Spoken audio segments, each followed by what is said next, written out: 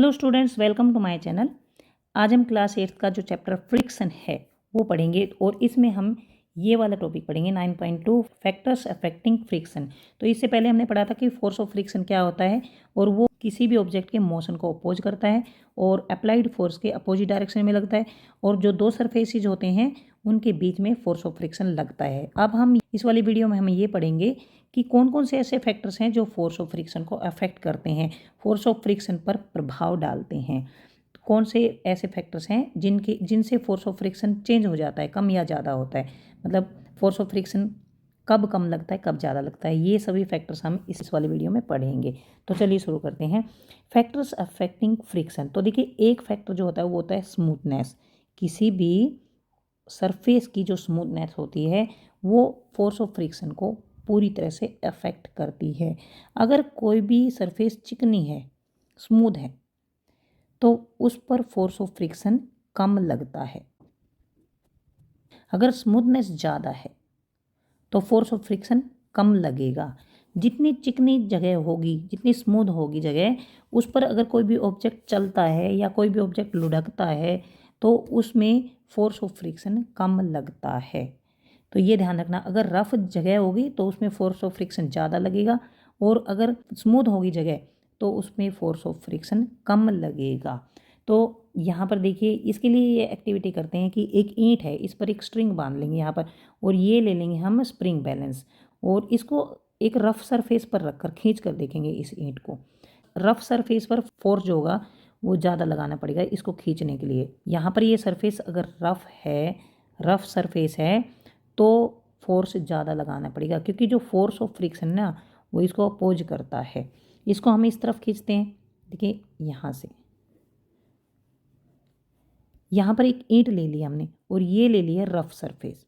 Rough surface पर ये ईंट रखी है और इस पे ये धागा बांध दिया है, कुछ भी रस्सी बांध दी है और हम स्प्रिंग बैलेंस से इसको खींचते हैं। फिर तो स्प्रिंग बैलेंस जब खींचते हैं तो रफ सरफेस अगर ज़्यादा होगी तो फोर्स इसको खींचने में अप्लाइड फोर्स जो है वो ज़्यादा लगाना पड़ेगा। यहाँ पर रीडिंग ज़्यादा आएगी। तो क्यों लगाना पड़ेगा? क्योंकि ज़्यादा रफनेस होगी ना, इसके मोशन के अपोजिट डायरेक्शन में फ्रिक्शन फोर्स उतना ही ज़्यादा लगेगा। जितनी रफनेस ज़्यादा होगी फ्रिक्शन फोर्स उस पर उतना ही ज़्यादा लगेगा। इन दोनों की सरफेस के बीच में ईंट जो है वो और जो फ्लोर है या जो भी सरफेस है उनके बीच में फ्रिक्शन फोर्स ज़्यादा लगेगा अगर रफनेस ज़्यादा होगी। तो इसलिए यहाँ पर जो रीडिंग आएगी ना फोर्स लगाने की वो ज़्यादा आएगी। Brick is being applied pulled bye spring balance. Brick को स्प्रिंग बैलेंस से खींचेंगे। अब क्या करेंगे, इसके ऊपर एक पॉलीथीन बांध देंगे, इस ईंट के ऊपर एक पॉलीथीन बांध देंगे और फिर इस एक्टिविटी को करेंगे। तो do you observe any difference in the reading of the spring balance in the about two cases. तो देखिए, इसके ऊपर अगर एक पॉलीथीन बांध देंगे ईंट के ऊपर और फिर इस एक्टिविटी को करेंगे तो रफनेस बढ़ जाएगी। रफनेस बढ़ जाएगी तो फोर्स ऑफ फ्रिक्शन भी बढ़ जाएगा, इसलिए फोर्स ज़्यादा लगाना पड़ेगा। अब हम तीसरे में क्या करेंगे, जो ये ईंट है इस पर हम जूट बैग का कोई भी कपड़ा लपेट देंगे। तो जूट बैग जो होता है उसमें देखिए और भी ज़्यादा रफनेस होती, तो रफनेस और भी बढ़ जाएगी, तो फ्रिक्शन फोर्स और भी बढ़ जाएगा और यहाँ पर रीडिंग और भी ज़्यादा आएगी। तो यहाँ इस एक्टिविटी से ये रिजल्ट निकलता है, व्हाट डू यू ऑब्जर्व। तो इससे हम ये ऑब्जर्व करते हैं कि जो तीसरी बार है जो जिसमें हमने जूट बैग लपेटा है उसमें रफनेस बढ़ गई है और उसमें यहाँ पर जो फोर्स अप्लाई किया है वो भी हमें ज़्यादा लगाना पड़ रहा है। तो इस एक्टिविटी से हम ये ऑब्जर्व करते हैं कि जो फर्स्ट केस है उसमें हमने फोर्स जो अप्लाई किया था, फर्स्ट केस में फोर्स वो लेस अप्लाई किया था। उसके बाद दूसरे में जो फोर्स अप्लाई किया था जिसमें पॉलीथीन बांधा था, इससे थोड़ा सा ज़्यादा है, इससे ज़्यादा। और उसके बाद थर्ड में जो फोर्स अप्लाई किया था वो और भी ज़्यादा, मोर देन बोथ। इन दोनों से तीसरे केस में और भी ज़्यादा फोर्स अप्लाई किया था। तो अब ऐसा क्यों किया था? क्योंकि जो ईंट है उसके और जो फ्लोर है उसके बीच में फ्रिक्शन फोर्स लगता है और जैसे रफनेस बढ़ती है फ्रिक्शन फोर्स बढ़ जाता है। इसको हम इस तरफ खींचते तो अपोजिट डायरेक्शन में फ्रिक्शन फोर्स लगता है। अब रफनेस बढ़ने के साथ साथ फ्रिक्शन फोर्स बढ़ गया तो इसको जब खींचेंगे तो हमें ज़्यादा फोर्स लगाना पड़ेगा। तो इस तरह से यहाँ पर ये आपको समझ आ गया होगा कि रफनेस बढ़ती है तो फोर्स ऑफ फ्रिक्शन बढ़ता है। ये स्प्रिंग बैलेंस आपने देख रखा होगा। यहाँ पर देखिए ये है, यहाँ पर लिखा होता है कि कितने ग्राम्स वजन है इधर, और इधर फोर्स लिखा होता है। जब इस पर हम कोई भी वजन लटकाते हैं तो ये यहाँ पर एक स्प्रिंग लगी होती है, वो खींच जाती है, और जो ये है ना, ये जो पॉइंटर जो है ये भी नीचे आ जाता है। जितना इसमें वजन होता है उसी रीडिंग पर ये आ जाता है, इससे वजन नापा जाता है। इसकी एक्टिविटी मेरे चैनल पर है, वहाँ से आप स्प्रिंग बैलेंस टाइप करके और सर्च कर सकते हैं, वहाँ से आप इजीली देख सकते हैं। अब यहाँ पर देखिए एक और एक्टिविटी है 9.3 एक्टिविटी में भी यहाँ पर ये एक गत्ता लगा दिया, बोर्ड लगा दिया है, और एक मेज पर यहाँ पर देखिए सेल को रखकर यहाँ पर लुढ़का कर देखेंगे तो सेल यहाँ पर पहुँचता है। अब यहाँ पर एक कपड़ा बिछा दिया है तो वहीं पर रखकर सेल को लुढ़काते हैं तो यहाँ पर पहुँचता है। देखिए यहाँ फर्स्ट केस में इसने डिस्टेंस ट्रैवल किया यहाँ तक, और सेकंड केस में उसने डिस्टेंस ट्रैवल किया यहाँ तक। तो देखिए ये थोड़ा डिस्टेंस है और ये है ज़्यादा। यहाँ पर डिस्टेंस ट्रैवल थोड़ा क्यों किया? क्योंकि यहाँ पर रफनेस बढ़ गई है तो इसमें फोर्स ऑफ फ्रिक्शन भी बढ़ गया है, और फोर्स ऑफ फ्रिक्शन किसी भी ऑब्जेक्ट के मोशन को अपोज करता है। इधर ये जो सेल है वो इस तरफ मूवमेंट करता है, फोर्स ऑफ फ्रिक्शन इसको अपोज करता है और इसके मोशन को रोकता है, और यहाँ पर ये इस तरफ मूव करता है, फोर्स ऑफ फ्रिक्शन इस तरफ लगता है। लेकिन ये जो है सरफेस ये स्मूथ है और ये रफ है, तो रफनेस अगर बढ़ती है तो फोर्स ऑफ फ्रिक्शन बढ़ता है, और स्मूथनेस अगर बढ़ती है तो फोर्स ऑफ फ्रिक्शन कम होता है। स्मूथनेस बढ़ती है, फोर्स ऑफ फ्रिक्शन कम होता है, रफनेस बढ़ती है तो फोर्स ऑफ फ्रिक्शन ज़्यादा होता है।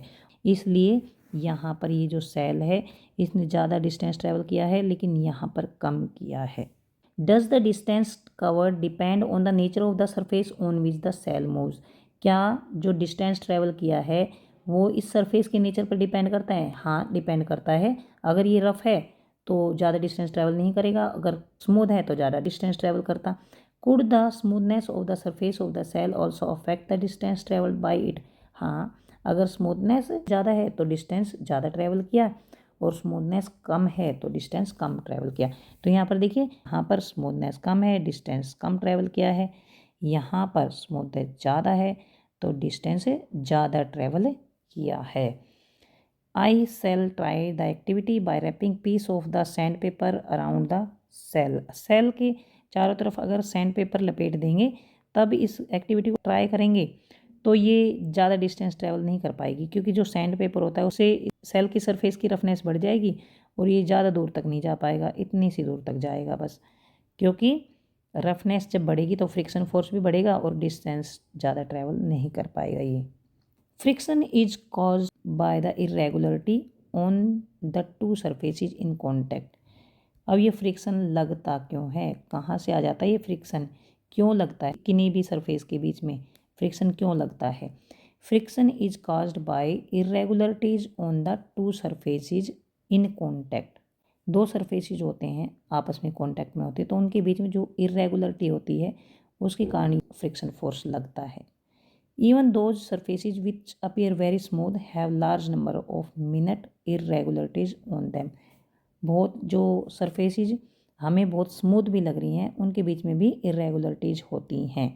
Irregularities on the two surfaces lock into one another. और जैसे मान लीजिए ये देखिए यहाँ पर ये हमें स्मूथ लग रही है यहाँ पर, लेकिन इनके बीच में देखिए ये इरेगुलरिटीज हैं, ये ऐसे ऐसे, और ऊपर वाली सरफेस में भी ये इरेगुलरिटी है ऐसे, तो ये एक दूसरे के बीच में धंस जाती हैं।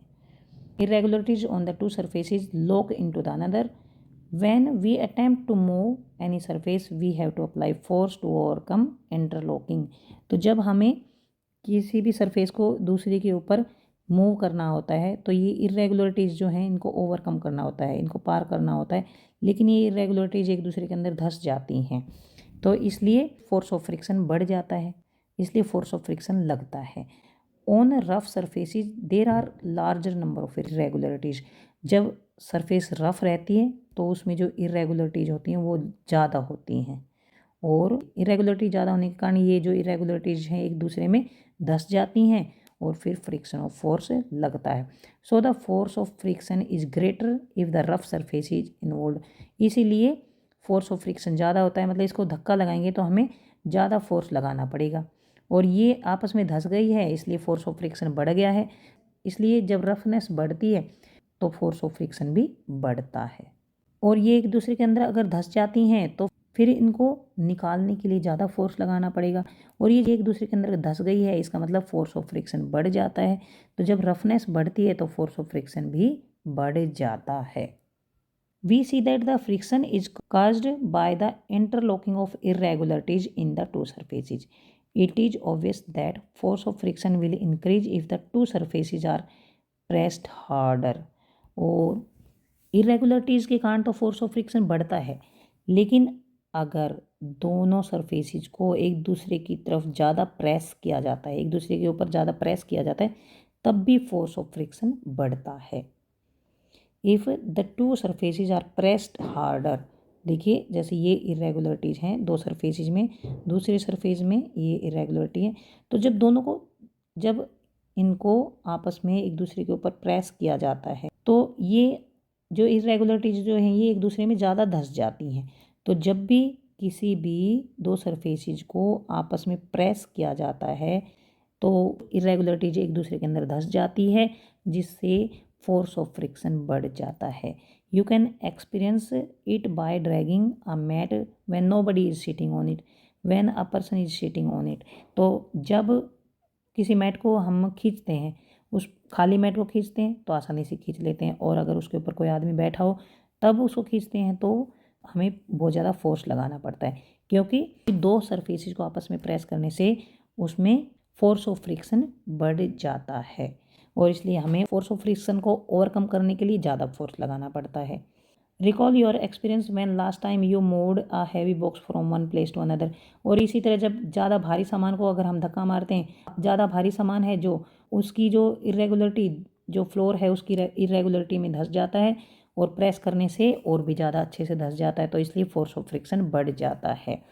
If you have no such experience get that experience now. अगर आपको ऐसा एक्सपीरियंस नहीं हुआ है तो किसी भारी बॉक्स को धक्का मार कर देखना। What is easier to move box from rest और to move it when it is already in motion. तो भाई एक ये भी आ गया है कि किसी भी बॉक्स को अगर हम धक्का मारते हैं तो अगर वो रेस्ट में है जब धक्का मारना इजी रहता है, या वो मोशन में है जब धक्का मारना इजी रहता है। The force required to overcome friction at the instant an object starts moving from rest is measure of static friction. तो यहीं तक ख़त्म करते हैं हम। अगले वीडियो में हम यहाँ से शुरू करेंगे, क्योंकि काफ़ी सारे टॉपिक इसमें कवर कर लिए हैं तो काफ़ी लंबा वीडियो हो जाएगा। अब हम अगली वीडियो में यहाँ से शुरू करेंगे कि कोई भी ऑब्जेक्ट जब मोशन में है और रेस्ट में है और उसके ऊपर फोर्स लगाते हैं तो कब इजी होता है। तो इसका हम रीजन भी अगले वीडियो में पढ़ेंगे और अच्छी तरह से समझेंगे। तो यहाँ तक ये जो टॉपिक है वो आपको समझ आ गया होगा कि रफनेस पर और स्मूथनेस पर फ्रिक्शन फोर्स कैसे डिपेंड करता है। किन्हीं भी दो ऑब्जेक्ट्स को हम आपस में प्रेस करते हैं तब भी फ्रिक्शन फोर्स बढ़ जाता है, और इरेगुलरिटीज़ ज़्यादा होती तब भी फोर्स ऑफ फ्रिक्शन बढ़ जाता है। तो इस वीडियो को यहीं तक ख़त्म करते हैं। अब हम अगली वीडियो में यहाँ से शुरू करेंगे। तो यहाँ तक टॉपिक समझ आ गया होगा। अगर समझ आ गया है प्लीज़ चैनल को सब्सक्राइब करें, अपने दोस्तों को शेयर करें, लाइक करें, और अगर कुछ समझ नहीं आए तो कमेंट बॉक्स में लिख कर पूछ सकते हैं। Thanks for watching.